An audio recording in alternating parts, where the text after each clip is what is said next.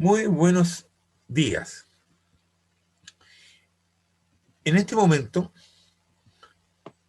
en el Perú, se vive una situación extremadamente interesante y que hemos conversado con nuestro amigo Manuel Lajo para que nos dé una conferencia señalando cuáles son los temas principales que están en juego en este momento en la querida y hermana República del Perú. Eh, para los que no están necesariamente enterados, se produjo una primera vuelta electoral presidencial con una enorme dispersión de votos y se llegó a una segunda vuelta en que hay dos candidatos. Por una parte, Keiko Fujimori, la hija del dictador Alberto Fujimori, que está preso. Keiko Fujimori está acusada de una cantidad de delitos también. Y un profesor dirigente de los maestros de Cajamarca, que se llama Pedro Castillo.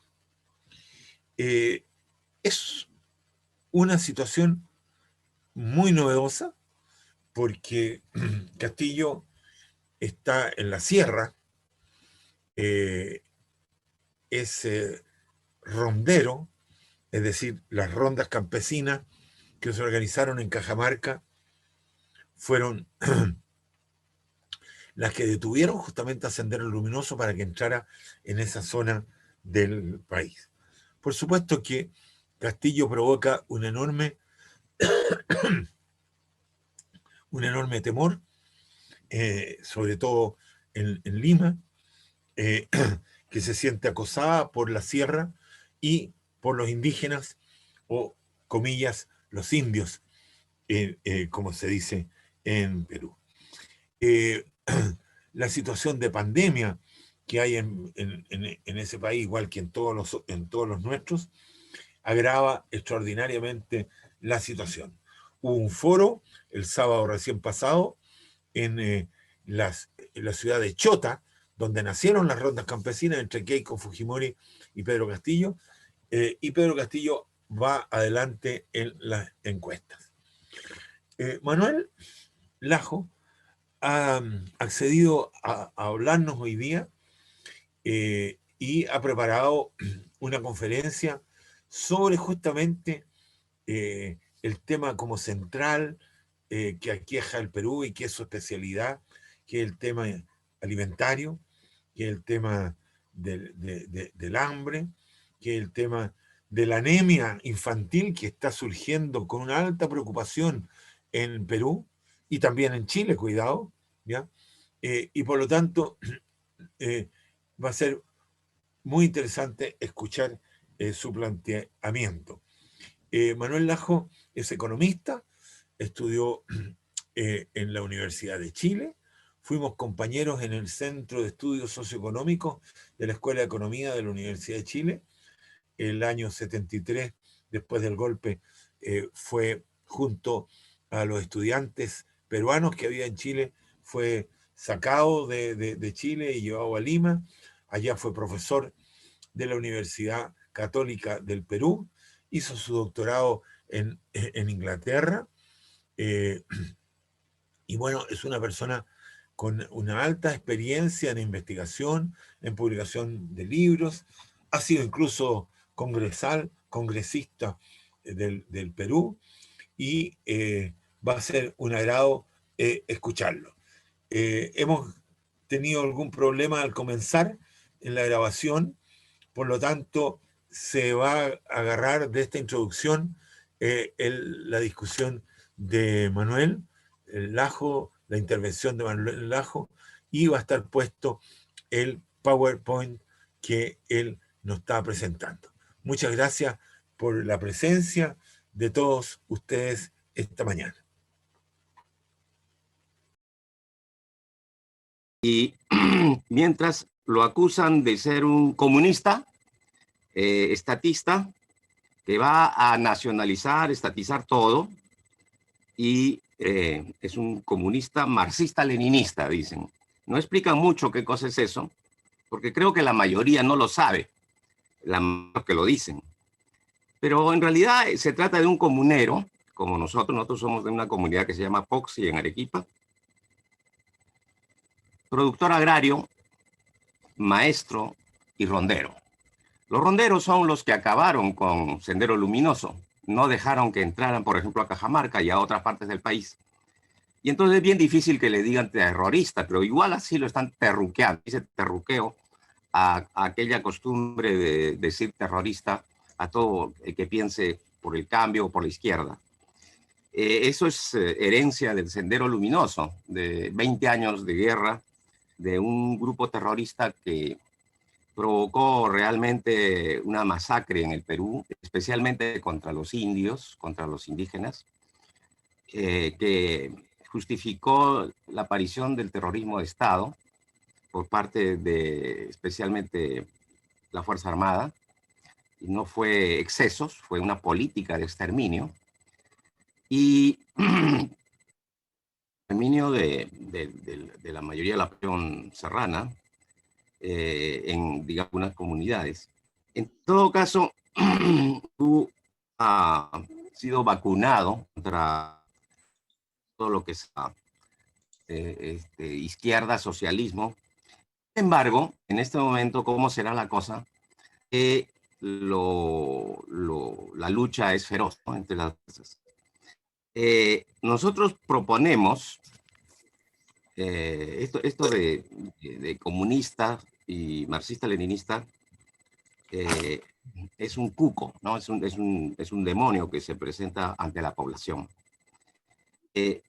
Pero nosotros proponemos un socialismo de mercado, no mercantilista ni estatista, sin fijación de precios ni expropiaciones innecesarias cuando se trata de lograr consenso en las principales actividades económicas, con total transparencia, no arreglarse por lo bajo con los poderosos, confiando en que se puede persuadir a los agentes económicos, incluso a los reacios, exista de consenso, si es que se incorpora, y esa es nuestra propuesta, la reciprocidad andina.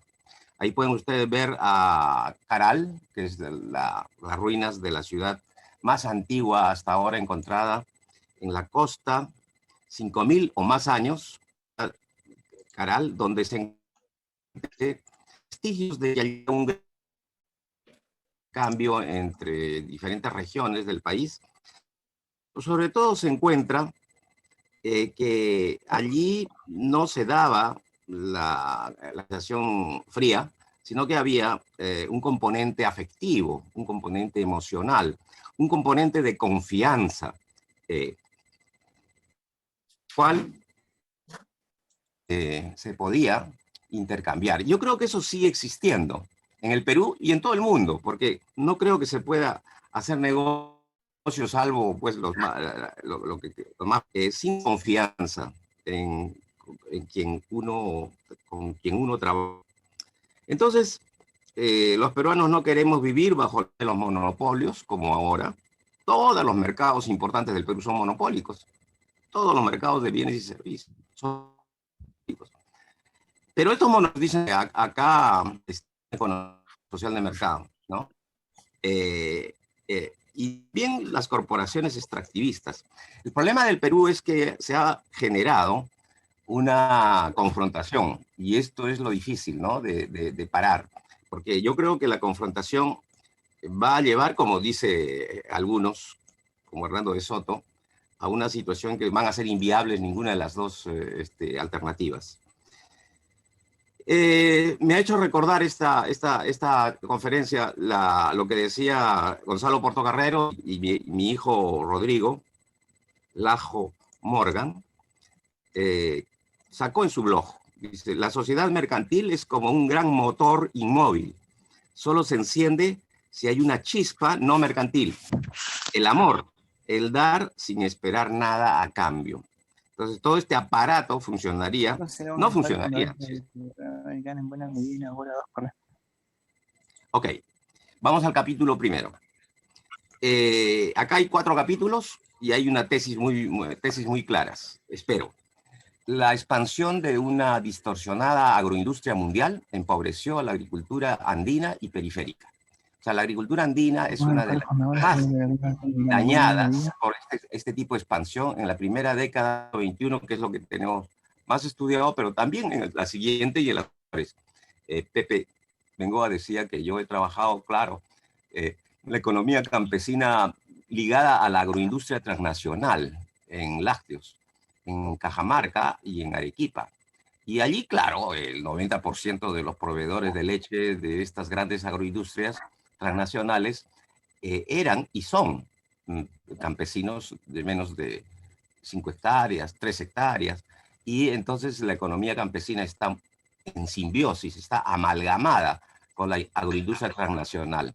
Y eso fue una de las cosas lindas que fue en el trabajo de investigación que hicimos a nivel latinoamericano y a nivel mundial, ¿no? Porque gracias a eso entendimos lo que es el sistema agroalimentario mundial, y hoy día eso nos sirve muchísimo para entender lo que ha pasado. Esta partecita está basada en una conferencia que di en Nueva Delhi, en la India, en febrero del 2009, por invitación de Teotonio Dos Santos, que se trató sobre los subsidios a la agricultura y a la energía en Estados Unidos y Europa, y la forma como estos subsidios afectan la crisis mundial de alimentos, y cómo eso dañó a los chinos. Les encantó esta conferencia porque encontraron la explicación de temas serios que tienen mercados de alimentos.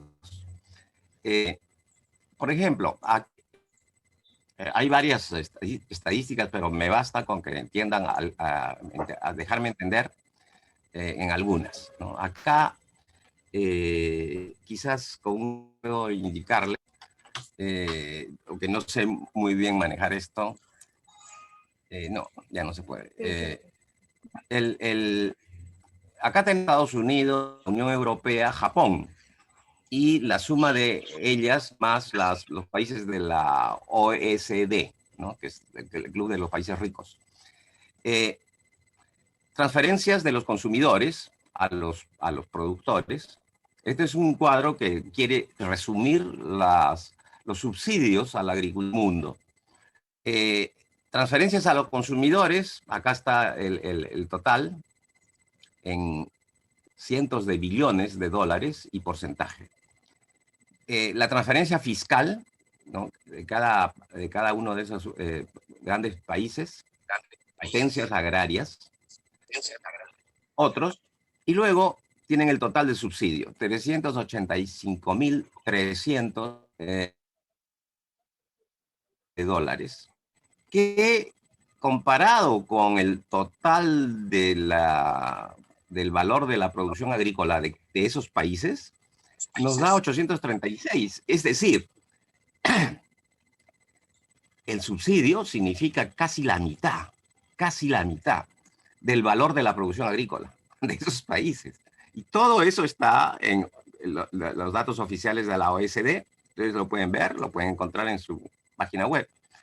Y nosotros entonces estamos enfrentando un sistema agroalimentario mundial en donde las potencias agrarias, por lo menos a comienzos del 21, tenían casi la mitad de su valor de la producción subsidiado, equivalente al 46%.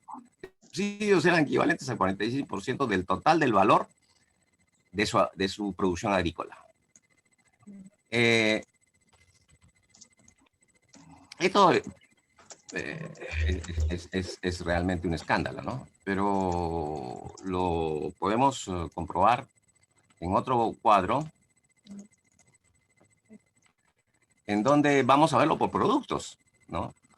Miren, aquí hay un monopolio, es decir, una concentración muy grande de la producción, sobre todo del comercio, de las exportaciones de productos agrícolas. Y Daniela, la, verlo en los principales mercados de productos agrarios. Entonces, hay subsidio, como ya lo hemos dicho, y, y a comienzos del siglo XXI, en trigo, ¿no? Acá está la producción mundial, el 23% de esa producción, millones de toneladas métricas, ¿no? 586 millones de toneladas métricas. El Perú importa 2 de esos 23 millones exportados. Las exportaciones son el 23%, perdón, 23 el porcentaje. El principal exportador es Estados Unidos, con el 21%. Y los 3 a 5 principales exportadores llegan al 60%, son Estados Unidos, Canadá, Francia, Australia. Pero el porcentaje del subsidio en el precio que recibe el productor agrario de esos países, especialmente Estados Unidos, 81%. O sea que están subsidiados, recontra subsidiados, 81%. Ahora, este no es un dato mío, de la OECD, solo que yo lo he elaborado, ¿no?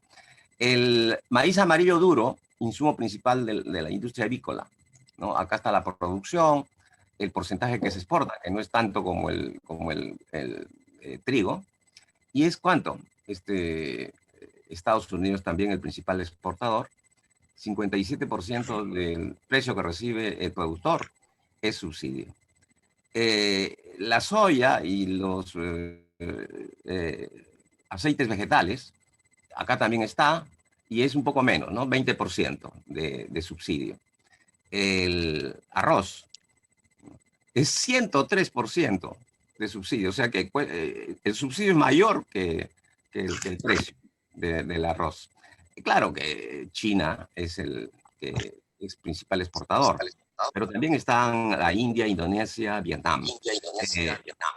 Y luego el azúcar refinada, igual, hay Brasil es el principal exportador, pero si entran los demás, encontramos un porcentaje de subsidio de Estados Unidos, ¿no? Es de Estados Unidos, es 94.5%, el subsidio de Estados Unidos a sus azucareros. Vamos a ver los otros productos. El siguiente. Ya, la leche. Acá tienen la producción, el porcentaje exportado, el principal exportador que es Alemania en ese momento. Concha, tu madre. Y luego Estados Unidos tiene a sus productores de leche subsidiados con el 81% del precio que reciben. En papas, bueno, acá tienen ustedes, es menos, mucho menos. Los Países Bajos, Holanda, son los grandes exportadores de papa. No es Perú, no es Chile, es Holanda. Y Alemania, Bélgica, Estados Unidos también. 22%.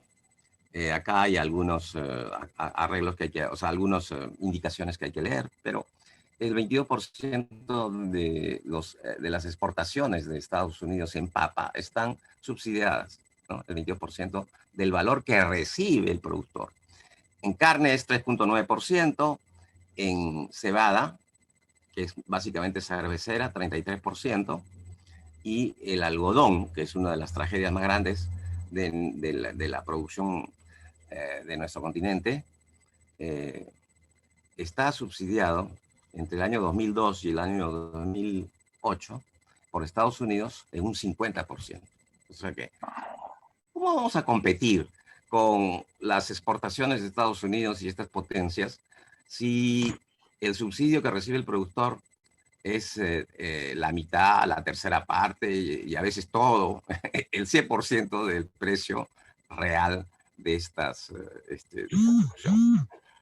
Ok, entonces, vamos a ver,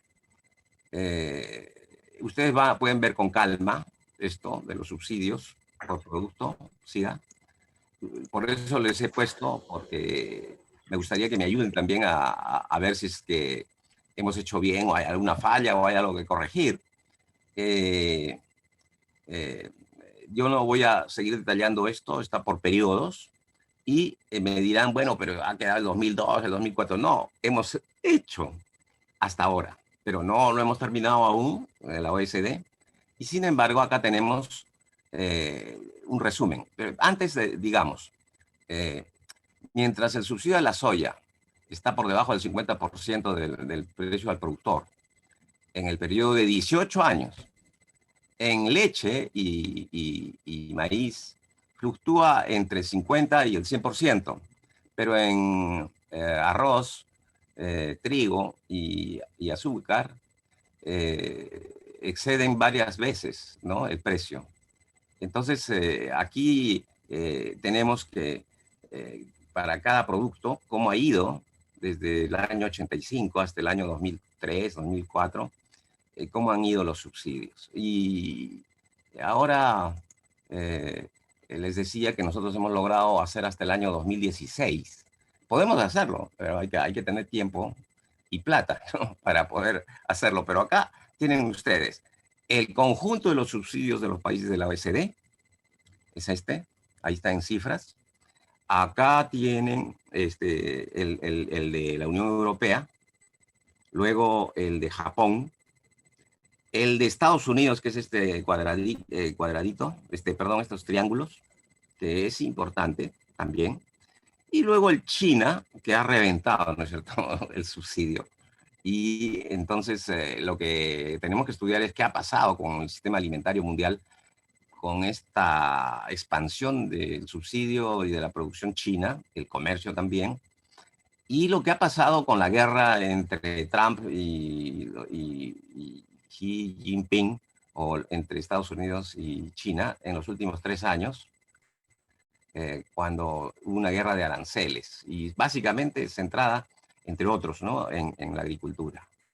La soya que importaba Estados Unidos desde China, ¿no?, ha sido pues chamuscada por una guerra de aranceles tremenda, y lo que nos falta ver, hay la información, pero falta tiempo para analizar cuál es la situación actual de estos subsidios y de del mercado mundial de alimentos.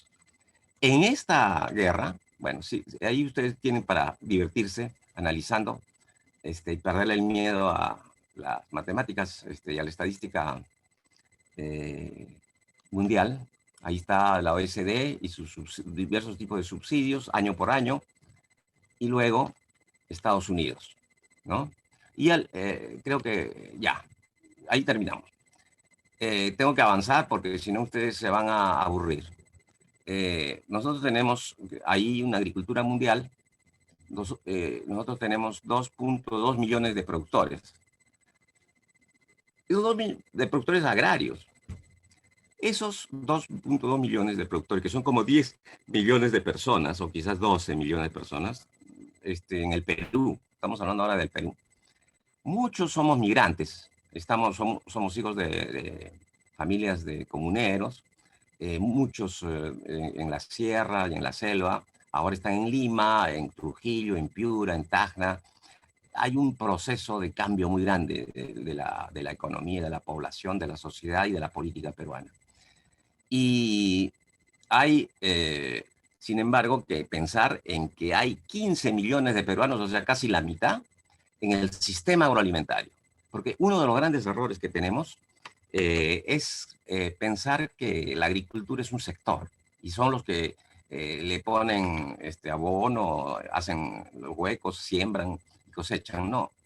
El sistema agroalimentario es la gran enseñanza de Malasís y de Gonzalo Arroyo, ¿no?, nuestro maestro. Si uno no piensa en la agricultura como sistema agroalimentario, es decir, producción, comercialización, procesamiento, consumo en restaurantes o en otros sistemas, estamos en la calle, ¿no? No sabemos qué cosa es la agricultura.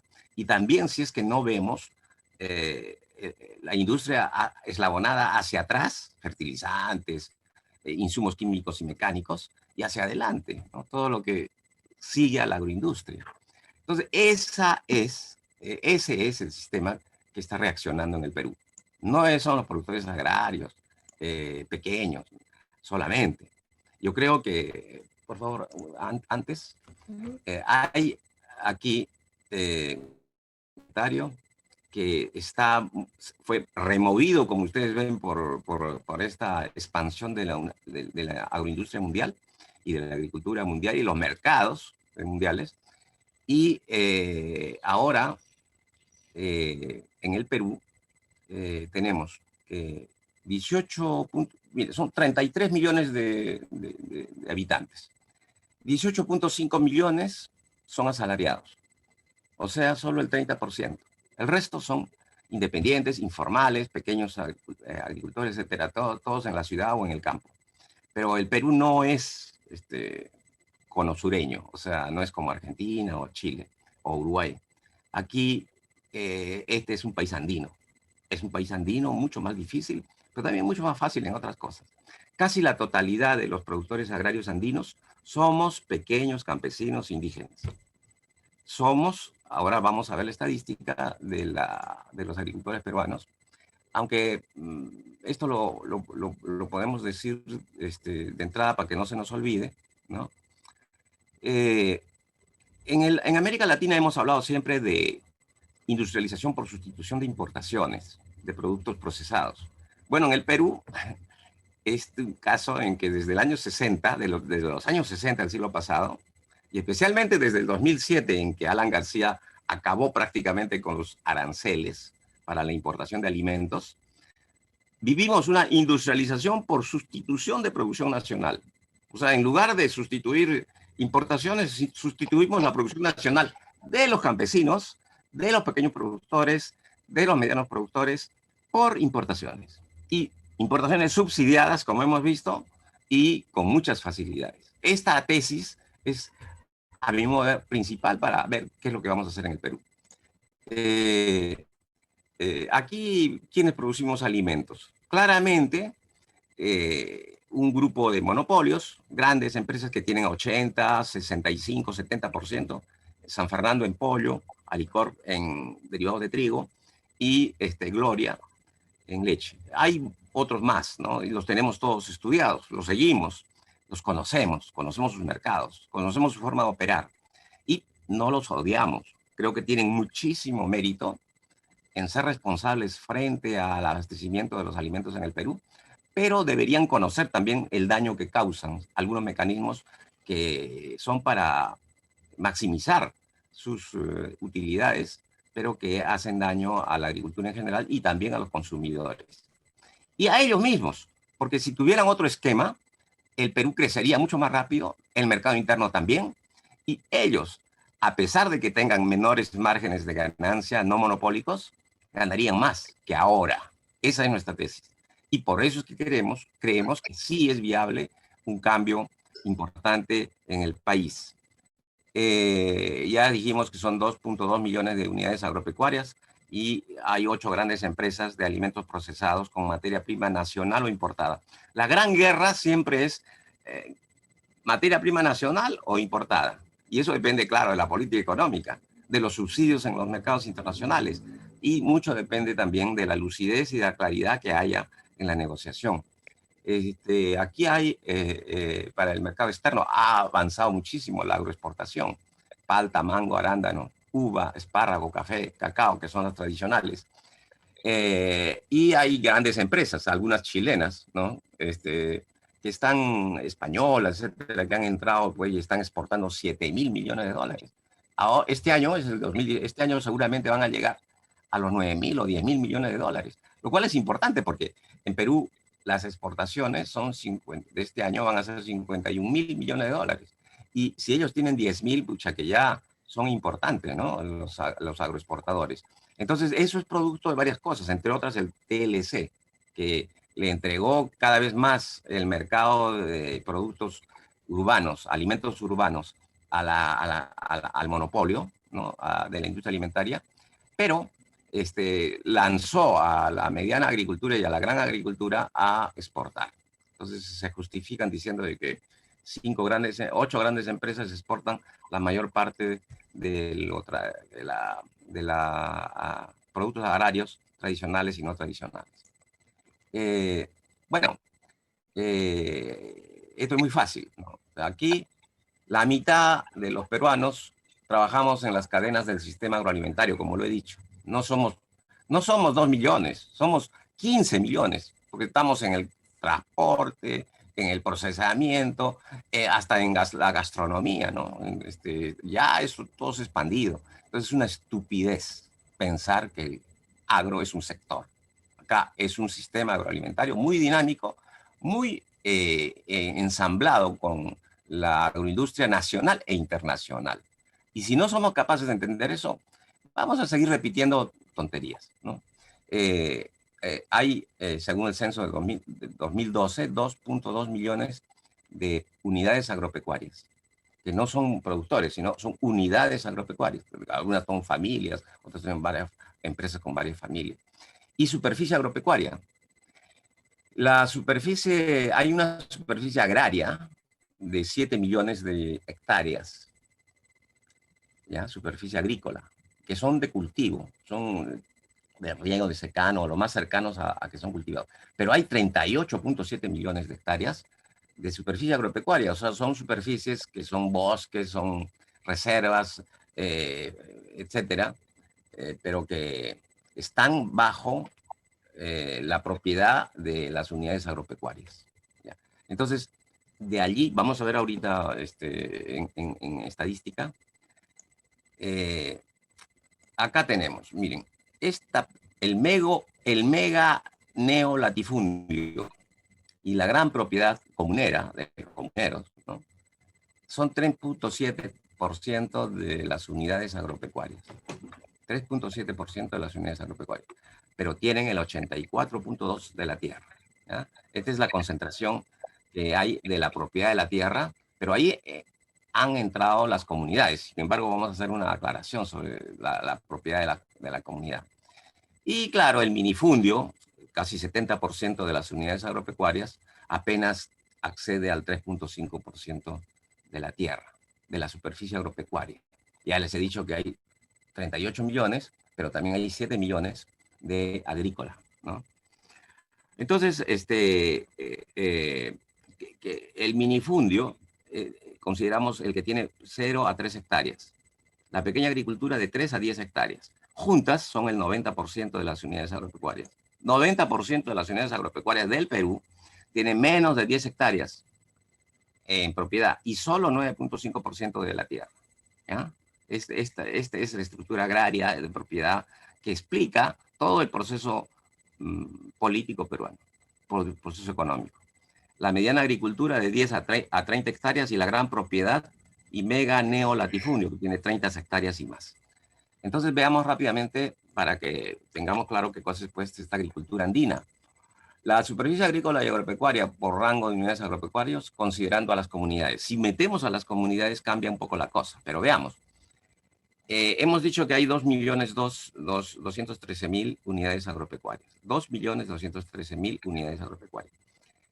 De 0 a 5, o sea, los minifundios, son 1.750.000. O sea, el 79%, menos de 5 hectáreas. Que tiene el 25% de la superficie agrícola y solo el 5.9% de la superficie agropecuaria. Estos son los minifundistas. 1.750.000. De 5 a 20, pequeña, realmente en otras partes serían minifundistas también, en otros países. De 5 a 20 hectáreas, 336.000 unidades agropecuarias. Tiene el 7.6% de la superficie agropecuaria.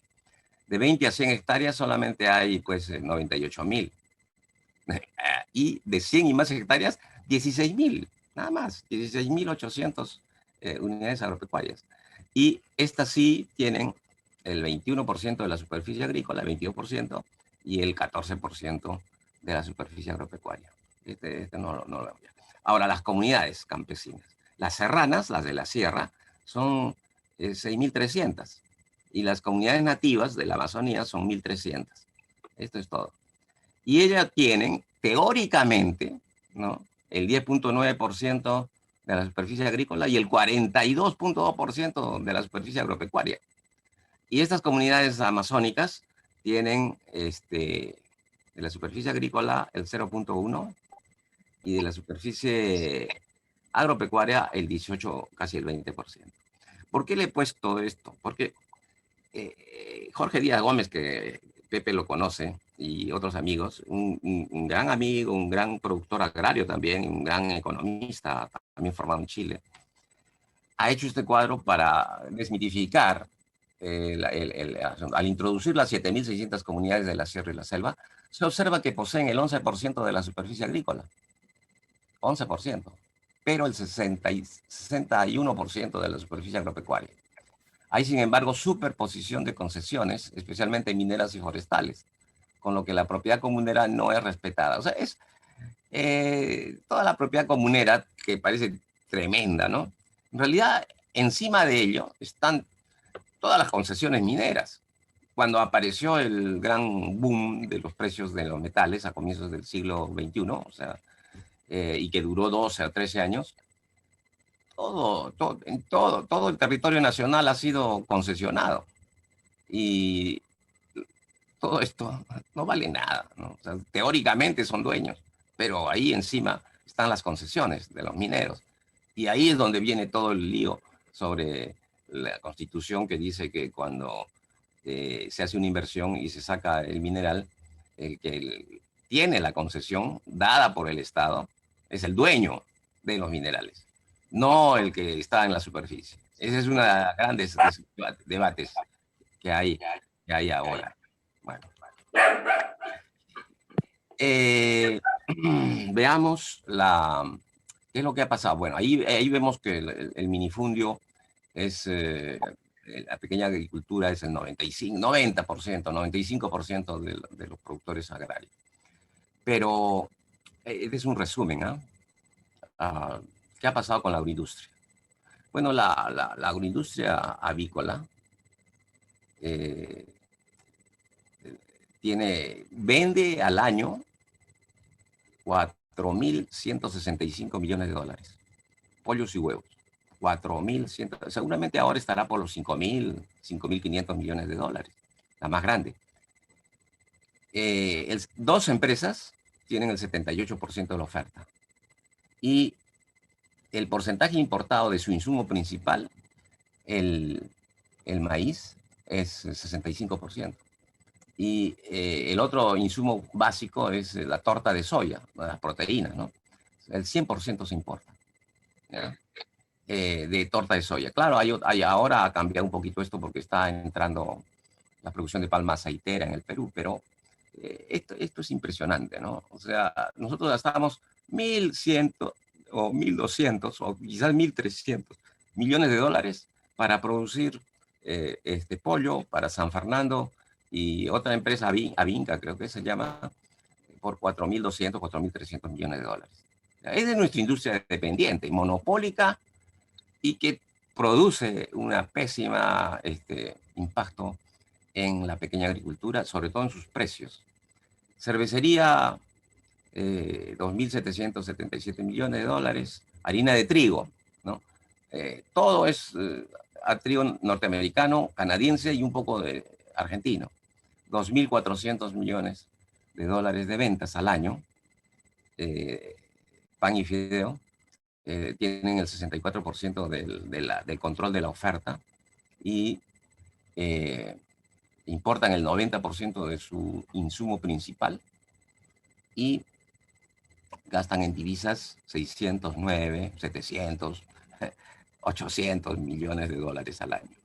Bueno, así también acá está arroz, lácteos, azúcar, aceite y algodón.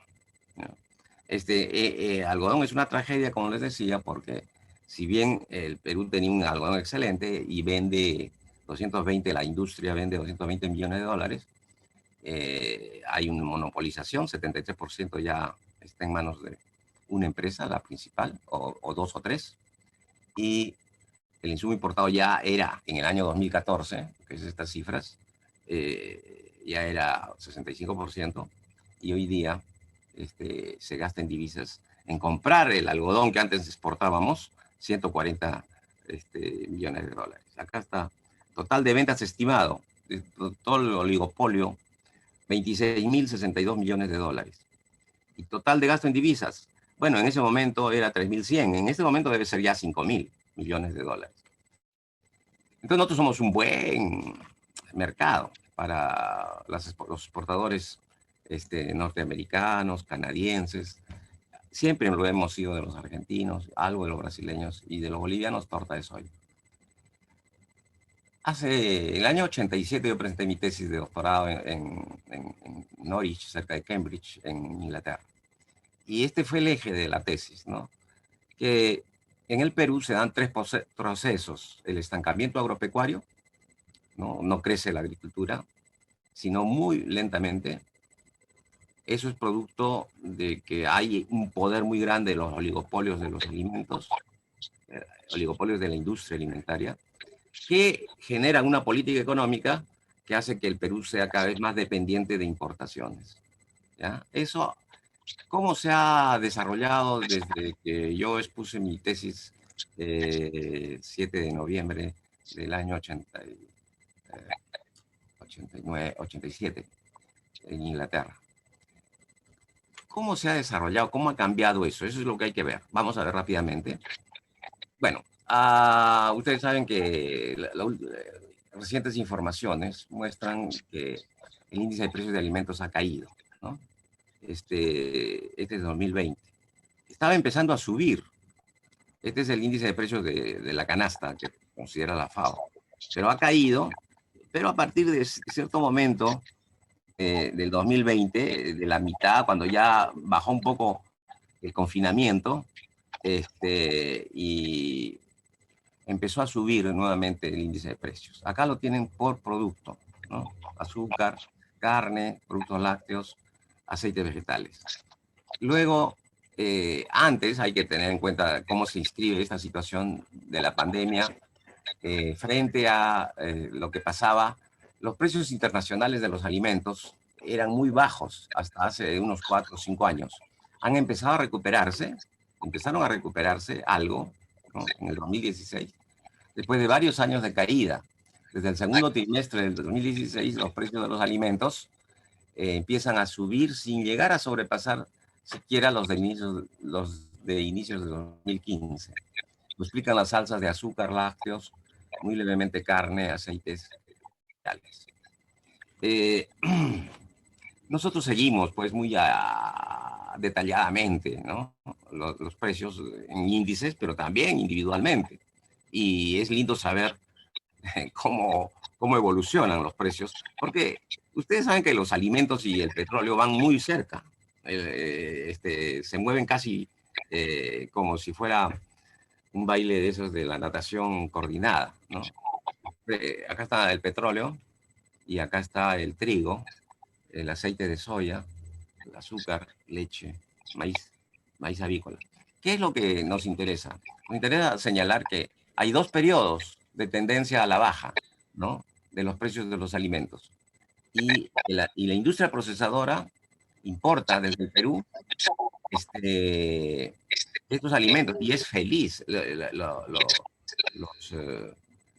Las áreas en amarillo son las áreas en donde los industriales importadores de alimentos subsidiados son más felices que en las otras, ¿no? Porque se les baja el precio de la materia prima principal. Entonces, ellos están pues siempre atentos a eso, porque además eso tiene que ver con los precios internos y con la composición nacional importada de la materia prima de cada rama, que es distinta, ¿no? En leche son 30 a 40% importado contra el resto nacional. En trigo casi son 100% de importaciones. En soya depende, ¿no? Aceite, torta o grano, y etcétera. No voy a detallar eso porque este no es un curso de agroindustria, pero sí vamos a ver. Yo siempre pongo el trigo porque es más fácil, pero debería poner la leche o el maíz o la cervecería, azúcar, arroz, porque van a salir en el libro que se llama Precios Justos, que ya debería haber salido hace varios años, pero cada vez que lo quiero sacar ya se desactualizó y tengo que ponerme a actualizarlo. Y como yo no tengo tanta plata, incluso tengo muy poca plata, necesitamos sacarlo, porque esto ayudaría muchísimo tanto a los agricultores como a los agroindustriales, como a los políticos, o sea, a los que toman decisiones en el Estado. Pero voy a pasar de nuevo el trigo. El coeficiente de dependencia, es decir, el porcentaje importado sobre el consumo total es 89% entre el 2008 y el 2018. Este rojo es la producción nacional, que como ustedes ven está estancada a largo plazo. Producción nacional, 180.000 toneladas al año. 180.000, 150.000. Importaciones de 200 millones de toneladas, perdón, de 200.000 toneladas a 2 millones 200.000 toneladas. Esa es la historia de la dependencia alimentaria en el Perú. Sumado estos dos nos dan plomo y después hemos hecho también igualito, pero desde el año 2005 hasta ahora, los precios de esa industria. Los precios mire, el más importante es este precio. Trigo importado al agroindustrial. ¿Cuánto le cuesta al agroindustrial una tonelada de trigo en su establecimiento? En su, ¿cómo se llama? Almacén, pues su bodega, ¿no? Esta es la historia desde el 2005, el morado, de las alzas y bajas del trigo importado al industrial. Ese es el punto clave, el cuánto cuesta ese, porque estos son los precios. Pero cuánto cuesta no solo, sino en relación al trigo en chacra, en relación a la harina de trigo para panificación, porque casi todas las panaderías dependen de la industria licor, y entonces depende mucho, esto acá subió el precio, ¿no? De la harina, pero después ha bajado, y después ha estado bajando, ¿no? Y el trigo en chacra, que importa un poco, ¿no? Por 200.000 toneladas, no son mucho, ¿no? Pero sí importa. Más importante sería ver el precio de la papa, el precio de la yuca, el camote, los cereales andinos, porque esos son los verdaderos sustitutos del trigo. El trigo no compite con el trigo peruano, ya lo mató hace tiempo.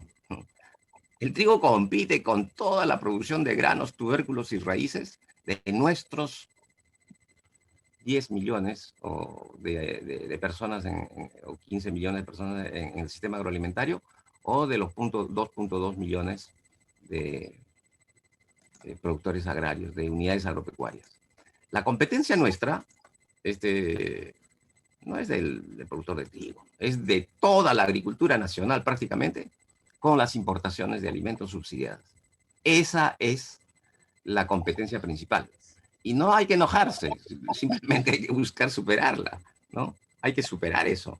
Si no superamos eso, va a ser bien difícil que podamos desarrollar al Perú, desarrollar Bolivia, desarrollar Ecuador, ahora Colombia, y Venezuela ni hablar, ¿no? Esos importan todo lo que comen. Lamentablemente, es una vergüenza, ¿no? Teniendo tanto petróleo. Y ahí uno lo hace pensar, ¿qué pasó en la época de los gobiernos progresistas? ¿Por qué no se asociaron a Argentina con Venezuela? ¿Ah? Cambiando alimentos por petróleo. ¿Por qué pasó ahí? ¿No? Bueno, perdón. Acá está en soles corrientes, o sea, en moneda corriente, cómo avanza el precio del pan. ¿Ya? Como ustedes ven, es difícil. El pan en el Perú es baratísimo, es regalado, porque la materia prima ya no paga arancel y viene a precio subsidiado. Entonces, el precio del pan es muy barato. El precio del fideo, ¿ya? Callarín, está acá en soles corrientes, podemos poner en soles constantes. Y acá está la harina de trigo para panificación, el trigo en chacra, el trigo nacional y el trigo importado. Y nosotros estamos pues viendo los márgenes. Ponemos como fijo el trigo importado, lo ponemos 100, ya desde el año 2005 hasta ahora. Trigo importado, 100. Ya, si el trigo importado es 100, ¿cuánto es el trigo en chacra? Ahí está. ¿Cuánto es la harina de trigo? ¿Cuánto es el fideo? El precio del fideo. ¿Y cuánto es el precio del pan? Y ahí tienen ustedes los márgenes brutos.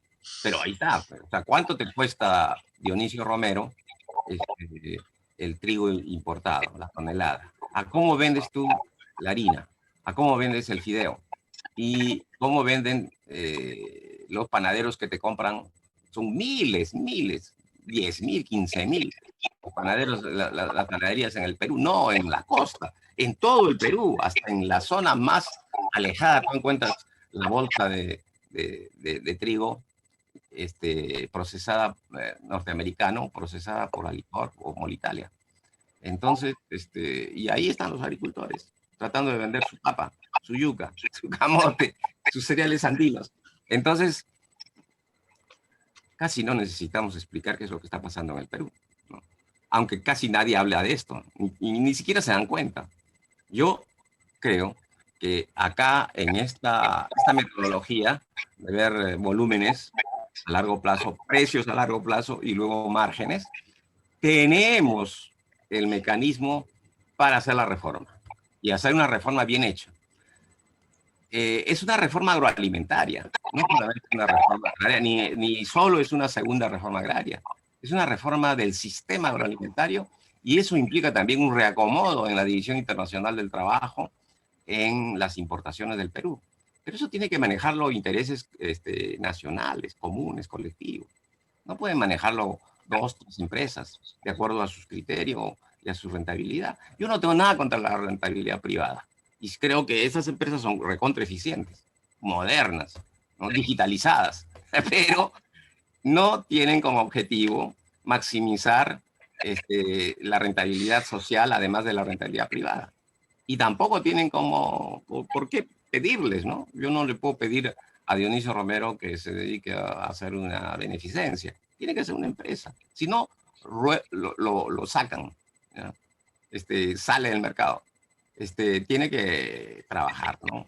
De manera rentable y dentro de un mercado capitalista. Pero ahí es donde queremos cambiar las cosas.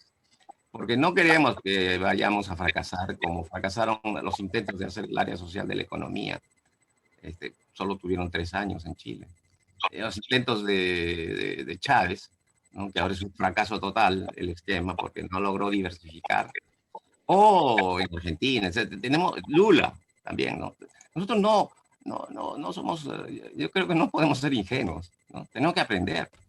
Tenemos que aprender para aplicar una política de liberación económica de América Latina en las condiciones en que estamos. Con datos del 2016, rapidito le voy a decir esto.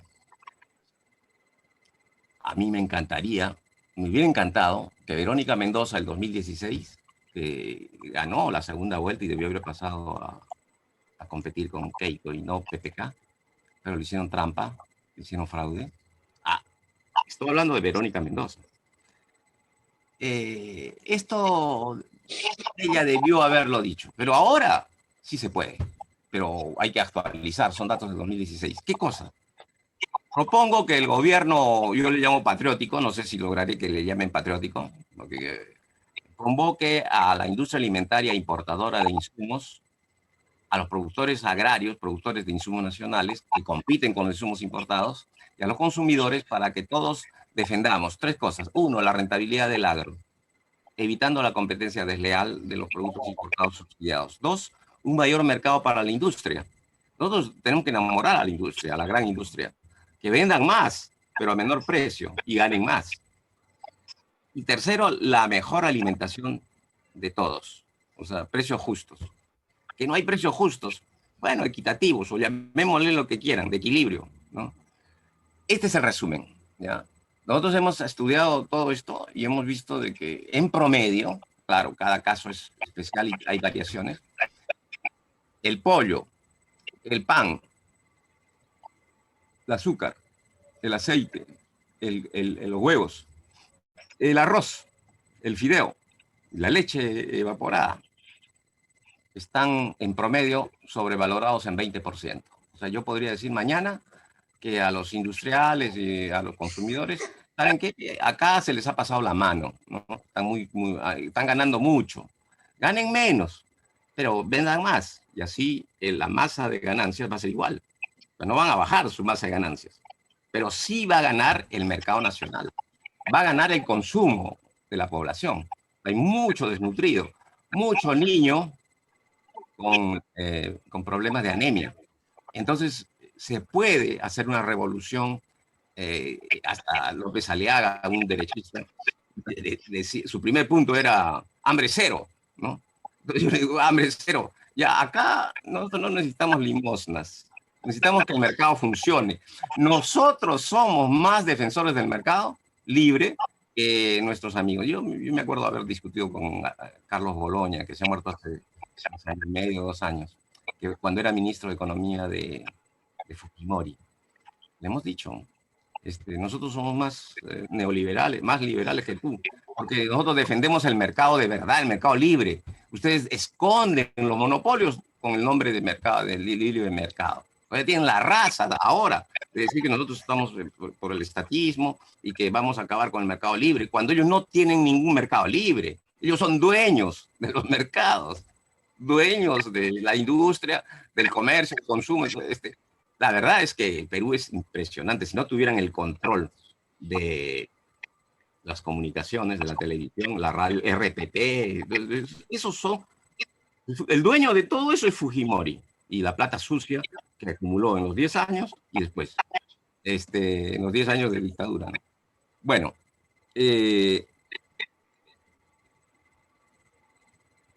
Bueno, acá pueden ver eso. La tesis mía es que es posible bajar los precios de los alimentos al consumidor sin que se dañe a la industria, sino que gane menos, pero vendiendo más. Y que eso se puede concertar. O sea, acá hay un momento en que hay que concertar. Eso voy a decretar control de precios no sirve para nada, fracasa inmediatamente, o es una trampa como en la época de Velasco y en la época de Alan García, que decían que estaban controlando los precios y quienes les daban los costos eran las mismas industrias. Entonces, no tenía, por ahí tenía un libro que se llama Hambre Nacional y Pan Ajeno. Ese libro tiene una sección de los precios, de cómo controlaban los precios. Bueno, ya lo pueden ver, después lo vamos a ver. Pasemos. Entonces, acá, ¿qué falta? Actualizar al 2021 los precios y decir, ya, está costando el pollo, el kilo de pollo está costando 9.50 o 10 soles. Ya, debe costar 6.50, ¿no? O debe costar 7 soles. ¿Por qué? Porque ese es el margen que tenían a largo plazo, el margen normal de ganancia. Entonces, ¿por qué están ganando tanto si estamos en plena crisis? Bueno, aquí están más datos sobre esto, esta reforma que planteamos. Esto ya no lo vi ni Pedro Castillo ni Vladimir Cerrón, y de repente ni lo van a ver, ¿no?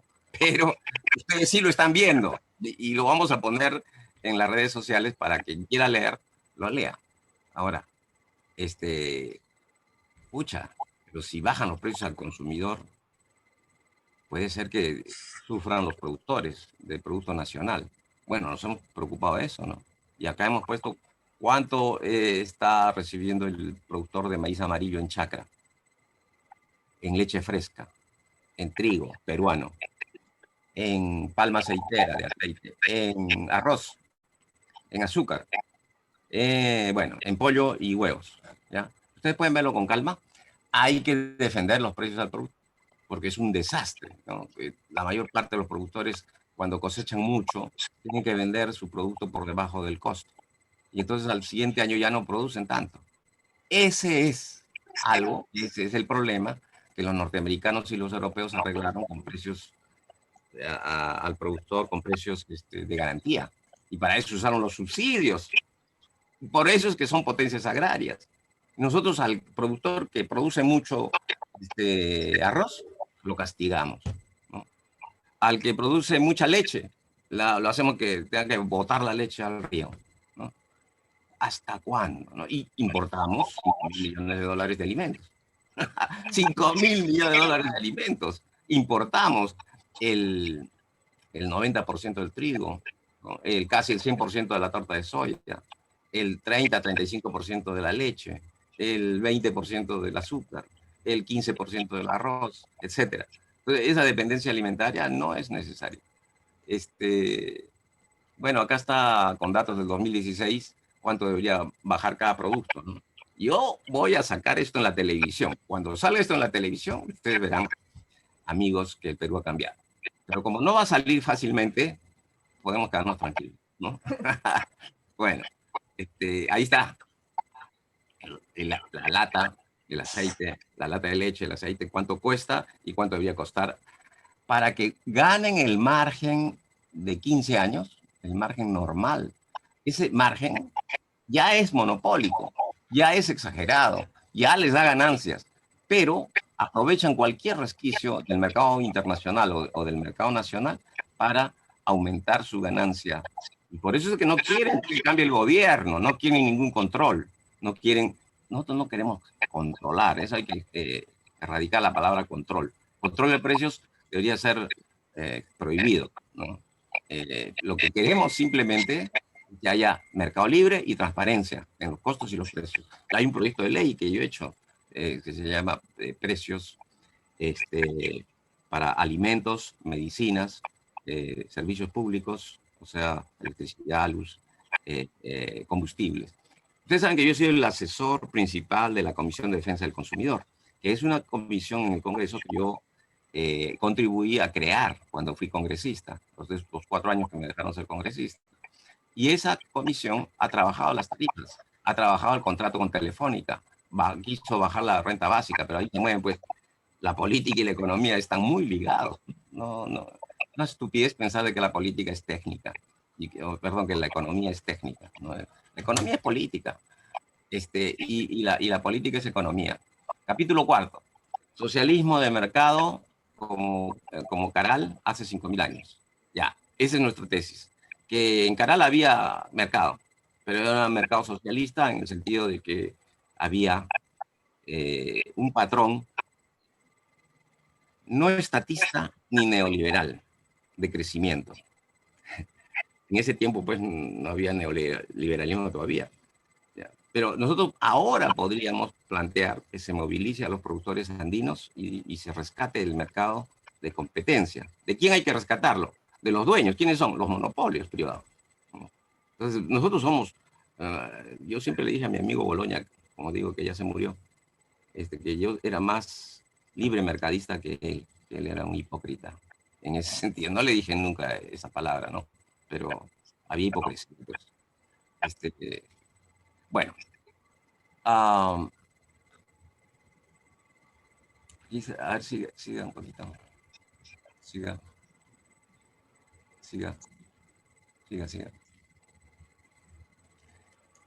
Quisiera parar, no paro, sino que les digo que ya estamos para terminar rápido, pero acá viene una parte muy sustantiva de la propuesta, ¿no? Porque no basta con análisis. El problema es que los intelectuales, los investigadores nos hemos pasado haciendo análisis y diagnóstico, y muy poco, si hubiéramos dedicado la mitad de lo que hemos hecho en diagnósticos a elaborar propuestas, creo que nos hubiera ido mucho mejor. A ver, pasa. Yo voy a terminar, y ahí está, esta parte me interesa. Haciéndoles algunos antes, donde nos quedamos. Miren, ahora termino. Antes de esto, vale, más, antes. Ya. Acá he escrito, digamos, como un resumen de la propuesta que quiero hacer, ¿no? A la avalancha de gente comprometida con la política peruana hoy día y que quieren formar pues equipos, entrar a los ministerios, entrar a los gobiernos regionales. Me han hecho recordar la época de Toledo, ¿no? El 2001, la época de Alan García en el 1995, perdón, 85, el primer gobierno de Alan García, o la época de Fujimori, ¿no? El año 90. Ustedes saben que Fujimori no tenía equipo económico. Entonces, me llamó Máximo San Román, que era su vicepresidente electo. Me dijo, ¿qué hacemos? El tipo, decían que la señora, la esposa de Fujimori, le dijo a los periodistas que no podía hablar del programa económico porque se había enfermado del estómago por comer bacalao. Era Semana Santa. Entonces, yo le avisé, le dije a Máximo San Román que en el Departamento de Economía de la Católica, donde yo trabajaba a tiempo completo, habíamos hecho una propuesta de cómo salir de la hiperinflación de manera técnica y en detalle, ¿no? Y incluso salió ya un volumen sobre ese tema.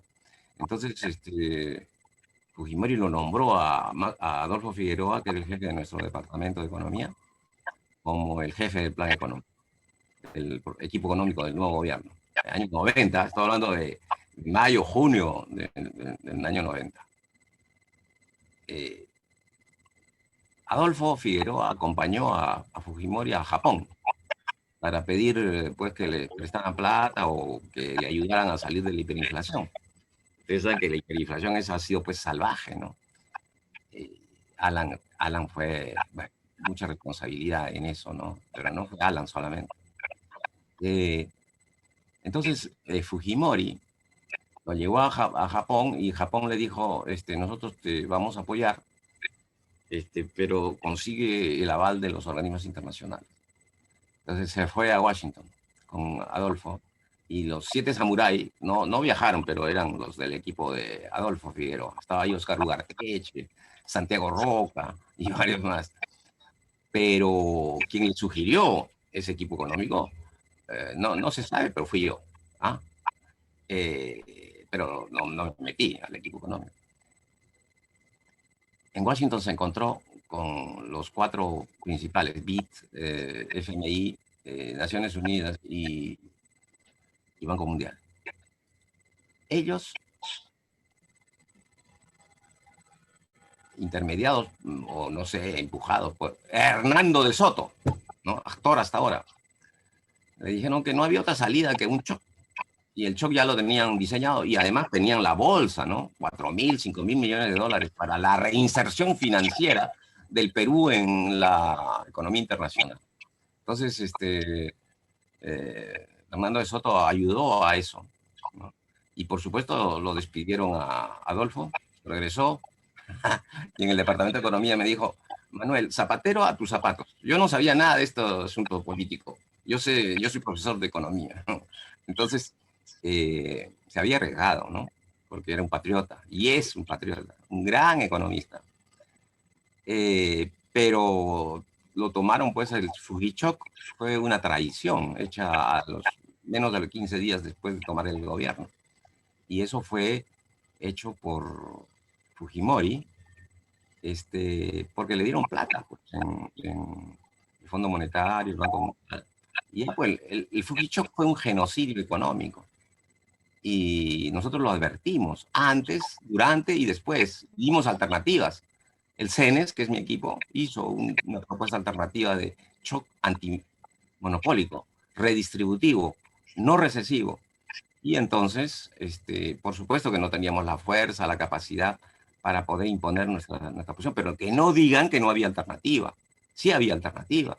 Y esa alternativa no fue considerada. Hubo entre Alan y Fujimori, hicieron pagar a los pobres peruanos los costos de frenar la hiperinflación, pero esa hiperinflación se generó por el traslado de riqueza de las mayorías a unos cuantos, que son los grupos económicos que estaban en ese momento y otros que surgieron y que ahora están amenazando ahí a Pedro Castillo, ¿no?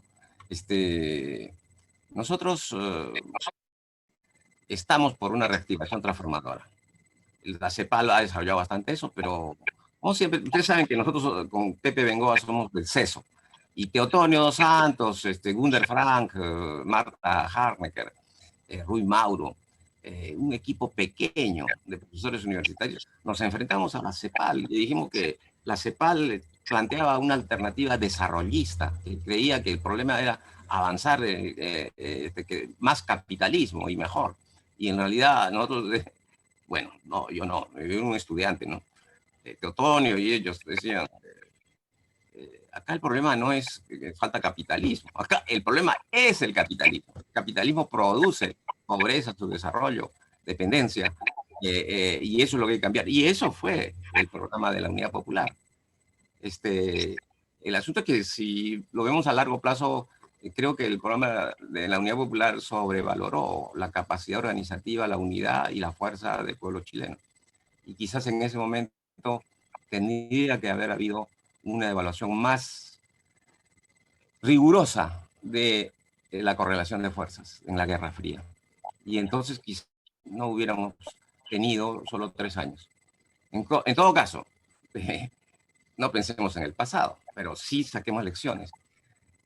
La movilización, yo propongo la movilización desde hoy mismo de los productores andinos en el campo y la ciudad del Perú para iniciar un cambio del sistema agroalimentario que consista en la expansión de la producción para el mercado interno, continuando, por cierto, la expansión de las agroexportaciones.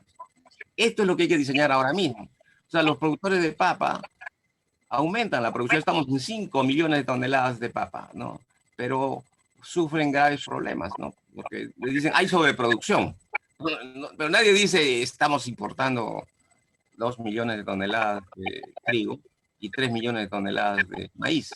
No, dicen, hay sobreproducción porque los paperos no han planificado y han producido mucho. Y entonces el Estado les va a dar algo de plata para que no se mueran de hambre, pero es que ese es el punto. Miren, si yo fuera Pedro Castillo, ensamblaría la campaña electoral con la campaña de aumento de la producción de los productores agrarios. Él es un productor agrario. Y en Chota, en Cajamarca, en Cusco, en Puno, en Apurímac, Ayacucho, Junín, Amazonas, en todo el país, los productores están esperando que alguien se ponga al frente y diga vamos a aumentar la producción, pero no para que se bajen los precios, sino para que haya mayor consumo y haya precios rentables. Y eso habría que negociarlo con la gran industria. Porque si nosotros hacemos así malas cosas, fracasamos. O sea, si no se logra hacer una articulación con la gran industria y un trabajo transparente, claro, ese aumento de la producción sería, pues, para el fracaso, ¿no? En cambio, si es que lo logramos asumir y sabemos bien en dónde y qué cultivos vamos a hacer, entonces vamos a hacerlos aumentar, podemos tener éxito. Nosotros este año vamos a crecer quizás 10% después de la caída del año pasado, porque hubo confinamiento. La tercera parte del año 2020 estuvimos metidos en las casas, muertos de miedo de no morir. Pero sin embargo, hasta ahora todos los días se mueren mis amigos de coronavirus. Rafa Roncaliolo, el canciller, Manuel Dahmer, uno de los grandes líderes de la izquierda peruana, de los mejores intelectuales. Todos los días. Y estuvimos paralizados 4 meses. El PBI, la economía peruana se fue al diablo, ¿no? Y ahora estamos recuperándonos, sin haber disminuido la letalidad del coronavirus. Perú es el que tiene mayor letalidad, parece que en el mundo, ¿no? Más mueren por millón de habitantes. Este año, del 2021, vamos a exportar 50.600 millones de dólares. Nunca hemos exportado tanto. Nunca en 45, 47, pero nunca 50.600. De los cuales la minería pasaría ya sobrepasaría los 30.000 millones. Cobre, ustedes saben que somos felices porque tenemos muchos metales. Y la agroexportación puede llegar a los 10.000 millones. Pero sigue importándose entre 5.000 y 6.000 millones de trigo, maíz, soya, leche, cebada cervecera, algodón, arroz y azúcar. Entonces vamos a la sustitución moderada, gradual, conversada, transparente, ¿no es cierto?, de esas importaciones. Y démosle espacio a nuestro mercado interno y démosles lo que merecen nuestros productores, los Pedros Castillos de todo el Perú. Pero para que el aumento de la producción no sea un suicidio económico, debe asegurarse la libertad del mercado. Miren, no el control por los monopolios. El aumento de los ingresos de los trabajadores y de los empresarios debería orientarse a la redistribución del ingreso en las regiones del Perú, donde ha ganado la votación de Pedro Castillo. Ustedes saben que solamente en Lima no ha ganado, y ha ganado más, con mucho mayor distancia, en todas las provincias pobres, las más pobres. Entonces, es evidente que nosotros no podemos negar que ahí hay una solución social, pero también económica. Si hacemos una reforma agroalimentaria bien hecha, una reforma agroindustrial bien hecha, en los estratos sociales C, D y E del campo y la ciudad, sigue ganando Pedro Castilla, a pesar de la campaña diaria del terror que estamos sufriendo. Ello implica una mejora en la canasta de consumo, sí, más producto nacional, menos producto importado, dolarizado, pero eso no va a ser por planificación. Tenemos que dar solo mecanismos de mercado, porque sería una locura pretender hacer cosas administrativas, ¿no? Eso dejémosle para los venezolanos, ¿no? Pero asegurar el éxito, para asegurar el éxito de estos cambios deberían ser diseñados en acuerdo con la agroindustria de cada rama. Es posible, también la región. No, yo no les puedo asegurar que la agroindustria le va a gustar esto. Pero ahora, hoy día mismo le voy a pasar esto a algunas de las grandes agroindustrias, a ver qué dicen. Debemos aprender de los errores del verbalismo de los gobiernos de Alan García, Fujimori, Toledo, Ollanta y Kuczynski Vizcarra. No solo por la megacorrupción derivada de la incapacidad de las instituciones del narcoestado criollo y su constitución del año 93, para defender los intereses públicos y la soberanía nacional. No solo es falla de nuestros líderes, también porque se dejaron corromper, pero la corrupción es estructural, estructural. Acá hay una corrupción constitucionalizada, ¿no? Y defendida por la Constitución, que defiende la impunidad, defiende el proceso judicial interminable, defiende la incapacidad de la Fiscalía para actuar, o de repente la encubre, sino graves errores técnicos al edificarse un neoliberalismo megacorrupto en lo político, incluido en lo electoral. En el Perú la peor corrupción es el fraude electoral, que ha habido en la primera vuelta, ¿no? En el 2016 y hasta en el 2020, que fue el único castigado, y antes, para aprobar la actual constitución. 3 fraudes electorales, hasta ahora impunes, y nadie quiere hablar de eso. Pero tenemos una constitución que ha sido impuesta por un golpe y 3 fraudes electorales, y que tiene ahí las trampas económicas y jurídico-políticas para que este país siga arruinado.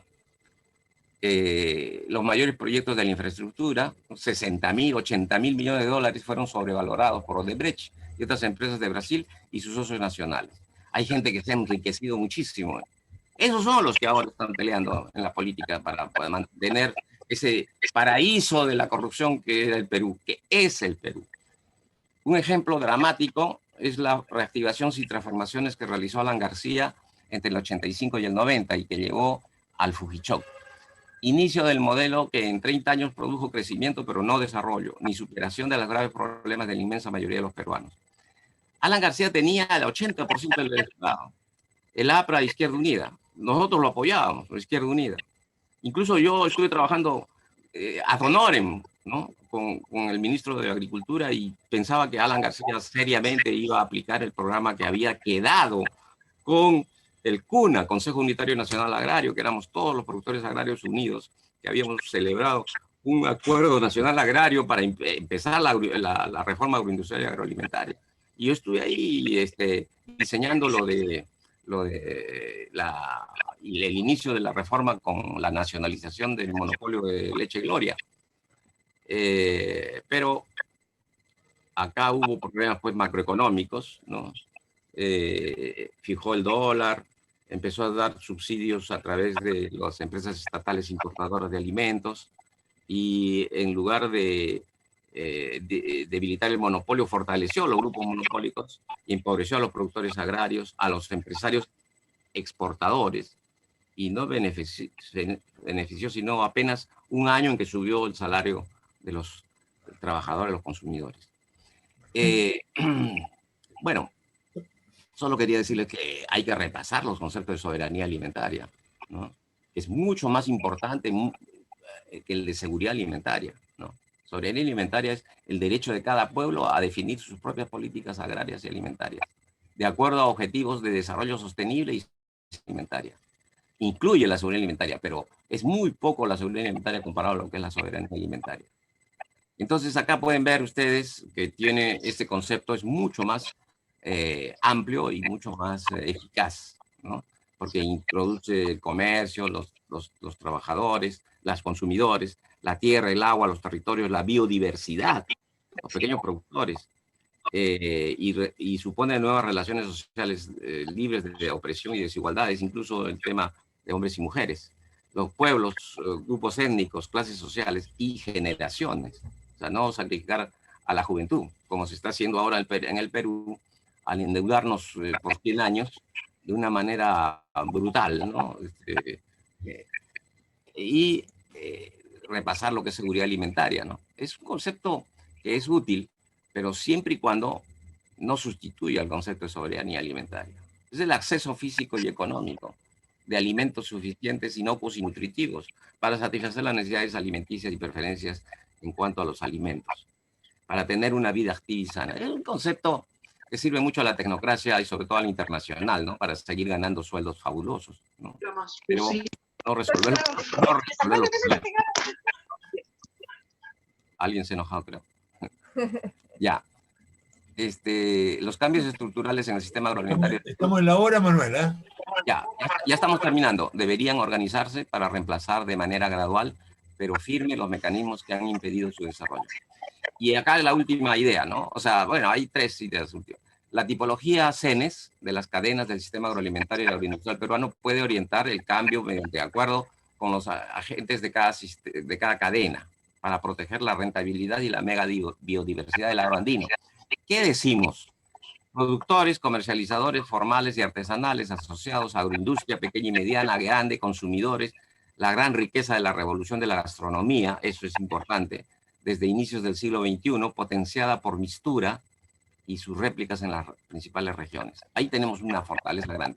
Pero ¿qué es lo que tenemos que tener en la cabeza? Que hay 6 tipos de cultivos en el Perú. Y acá te los he puesto para que me ayuden a avanzar en esto, ¿no? El primer tipo es aquellos que ya hay aguda inseguridad por importaciones subsidiadas. ¿Quiénes son? Acá están, miren, el volumen, la producción y la importación en miles de toneladas. Y el valor, la producción y la importación en millones de dólares. O sea, ¿para qué? No me pidan más, pues ya tiene todo hecho, solamente hay que actualizar un poquito, porque esto es del año, creo que es 2014. Pero acá tienen el mapa de la agricultura peruana en volúmenes, toneladas métricas y millones de dólares. Trigo, soya, torta, aceite y frijol de soya. Y acá está todo, la importación, la producción y el valor. El maíz duro, el pollo y el pavo, los huevos, el algodón y la cebada cervecera. Luego tienen un tipo segundo que es todo lo contrario del primero. El primero es donde ya la dependencia ha entrado y el monopolio también. Y ahí es donde tenemos que negociar, porque si no, vamos a seguir con con gobiernos que van a hacer daño al Perú. El segundo tipo es con qué resistimos. Si no hubiera papa, 5 millones de toneladas. Arroz, 2 millones de toneladas. Plátano, 2 millones de toneladas. Azúcar, 1.200.000. Estaríamos arruinados, peor que lo que estamos ya. Estos productos son los que nos defienden. Estos son los productos que nos defienden de la inseguridad alimentaria. Luego, cadenas de producción autosuficiente, pero con menor consumo masivo. Deberíamos consumir mucho más. Por eso que yo digo que hay espacio para consumir mucho más y producir más. Yuca, pescado. Ustedes que es ridículo, el pescado no cuesta dólares. Sin embargo, solamente producimos 412.000 toneladas. ¿Por qué? La mayor parte se la lleva la harina de pescado. Vacuno, camote, porcino, ovino, alpaca, cuy, frijoles, ¿ya? Ese es el otro tipo de productos que hay que aumentar la producción. Luego, cadenas de producción y consumo andino amazónico tradicional. El choclo, el maíz amiláceo, la cebada, el oyuco, las arvejas, las habas, la coca, la coca, pero no considera la cocaína, ¿no? Oca, quinoa. Acá está toda la producción Tarwi, Cañigua y Huicha. Esos son productos que hay que impulsar fuertemente. Por eso yo digo que hay posibilidades de una revolución agroalimentaria que se combine con la campaña electoral para que no perdamos el tiempo en insultarnos, sino en producir más. Exportación tradicional y no tradicional. Este es el gran boom actualmente, ¿no? Enorme boom, pero a costa de explotar a los trabajadores de dos zonas agrarias. Y ahí hay mucha industria, mucho empresario chileno que ha venido a trabajar ahí y está exportando arándanos, espárragos, ¿no? Uva, palta, mango, alcachofa. Ya, acá tenemos nosotros azúcar, lo tradicional que se exportaba, poco se exporta y casi nada, mire, exportación, 65 millones de dólares. Cebolla blanca y la otra, ¿no?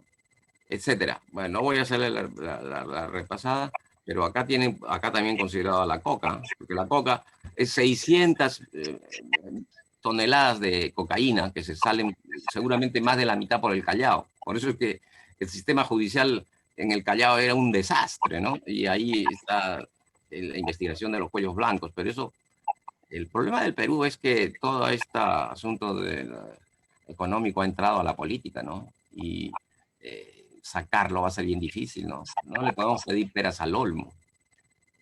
Cuando se fue Fujimori, siguió la corrupción, porque el Congreso, el Poder Judicial, el Ministerio Público, seguían corruptos, los medios de comunicación.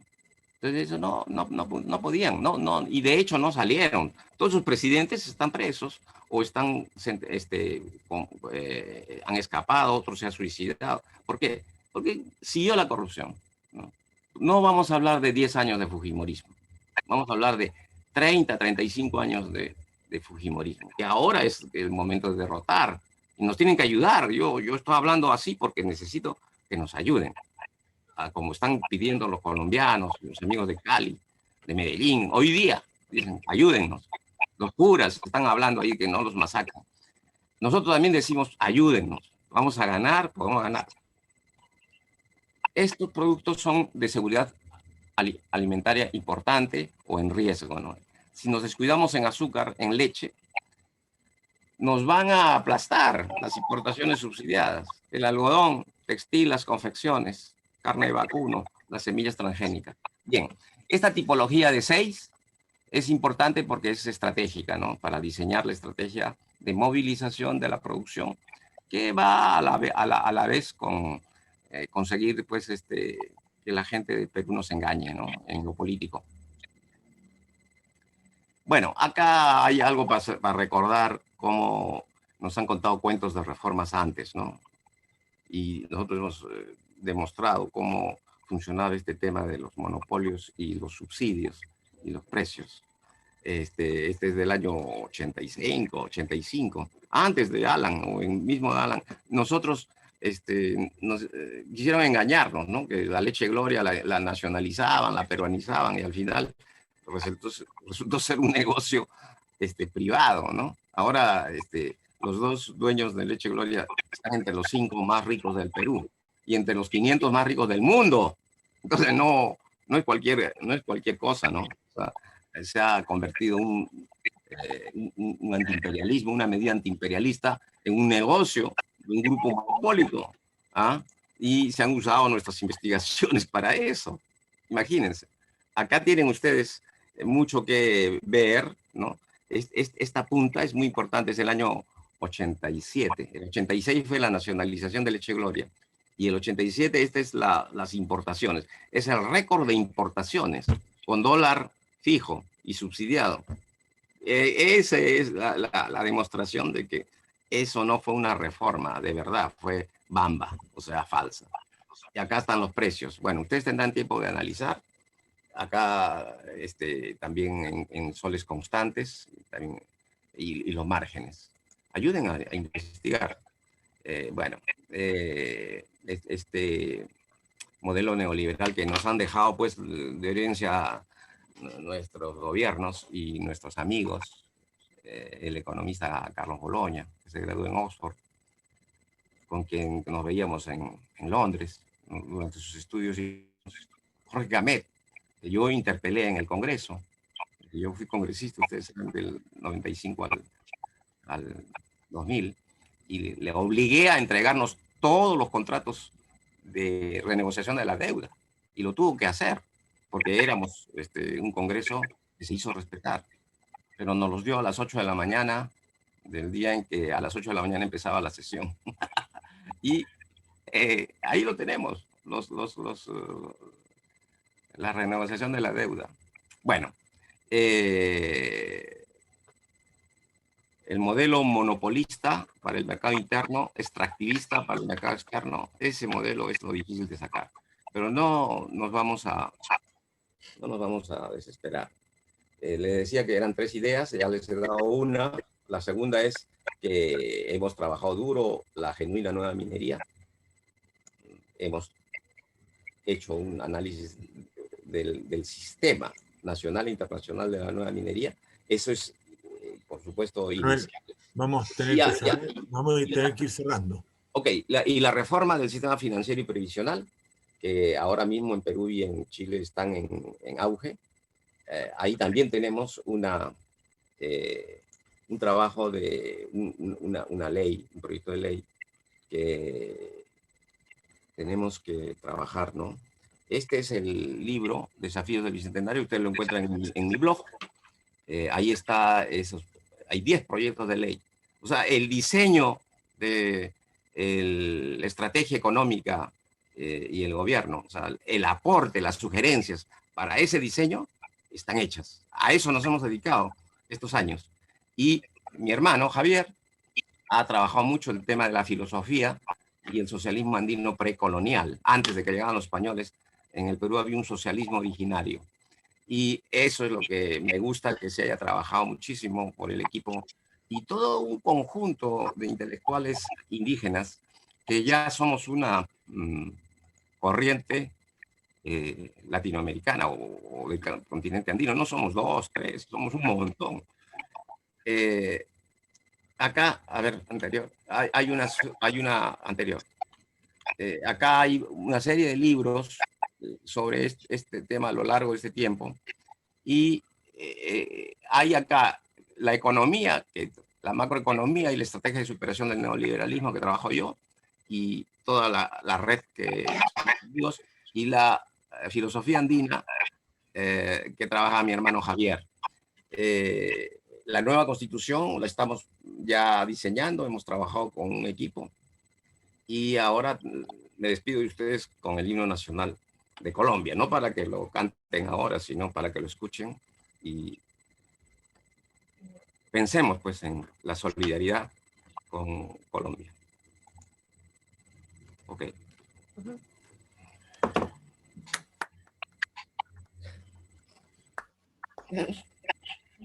Muchas gracias Manuel por esta interesantísima conferencia.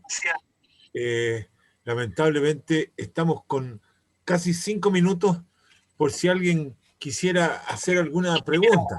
Veo que tenemos gente, a Juan Carlos lo estoy mirando desde Buenos Aires, qué gusto. No sé si alguien quisiera hacer tenemos una cantidad enorme de personas, tenemos tres páginas de cuadraditos de este sistema Zoom, y por lo tanto abro el micrófono por si alguien quiere hacer alguna pregunta, alguno de los estudiantes que está aquí quiere hacer una pregunta a Manuel Lajo, quien nos ha aclarado bastantes cosas que la verdad, sean dichas, no son demasiado diferentes a lo que pasa en Chile. Me parece muy interesante poder hacer las comparaciones y probablemente más de alguno se va a entusiasmar en hacer algún estudio, algún trabajo con este marco teórico que nos ha planteado Manuel Lajo respecto a la cuestión campesina. De hecho, tenemos la expectativa, los que hicimos el manifiesto por la agricultura campesina, que fueron firmados por más de 700 organizaciones, tenemos la expectativa de que en la Asamblea Constituyente, en el proceso constituyente que va a haber en Chile, quede estampado, digamos, la prioridad de lo que Manuel Lajo ha planteado aquí, ¿no es cierto?, respecto a la agricultura campesina, a la producción del campesinado, a todo el sistema alimentario nacional, que es finalmente el que entrega la comida, ¿no es cierto?, a toda la gente, a las ferias libres, es decir, todo el sistema, ¿no es cierto?, agroalimentario que nos ha planteado Manuel Lajo. Creo que o sea, la conferencia va a quedar grabada y por lo tanto los estudiantes y todas las personas que lo deseen lo podrán revisar con más calma, sobre todo los datos y las cifras, para ver comparaciones, ¿no es cierto?, con lo que está ocurriendo aquí. Eh, Creo que estamos ya en la hora que corresponde y queremos hacerle un gran agradecimiento a Manuel por esta conferencia tan bien preparada, con tantos antecedentes y que nos muestra las posibilidades, ¿no es cierto?, que tiene un gobierno que viene de Cajamarca, ¿no es cierto?, que viene de Pedro Castillo, que viene de ronderos y campesinos, ¿no es cierto?, productores. El otro día en la conferencia, en el debate que hubo en Chota con Keiko Fujimori, Pedro Castillo comentó y dijo que el día anterior había estado arando, ¿eh? Arando en su campo. Eso, solamente ese punto ya a uno le provoca hasta un elemento romántico, ¿no es cierto? Hasta una ensoñación de que es posible que hayan cambios en estos países tan, tan jodidos, para decirlo de una manera. Ojalá, ¿no es cierto?, que lo que nos ha planteado Manuel tenga buen camino y que América Latina comience a tener mayor perspectiva que es lo que estamos viviendo en este momento con tanto dolor como en Colombia. No tengo más que decir y darle las gracias a todos los que están aquí presentes.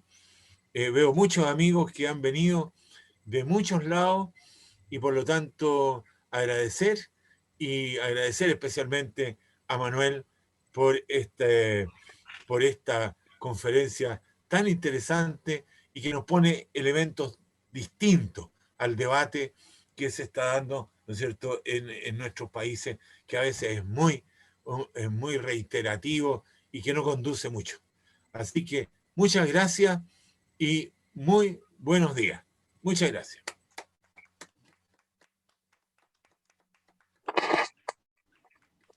Muchas gracias. Gracias. Gracias, hasta luego. Chao, chao. Chao, Rodrigo.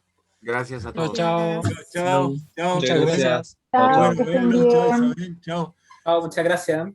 Tito. Mira la cantidad de gente que está aquí. Muchas gracias. Qué bueno que estuvieron todos. Muy bien. Un abrazo. Chao, chao, gracias.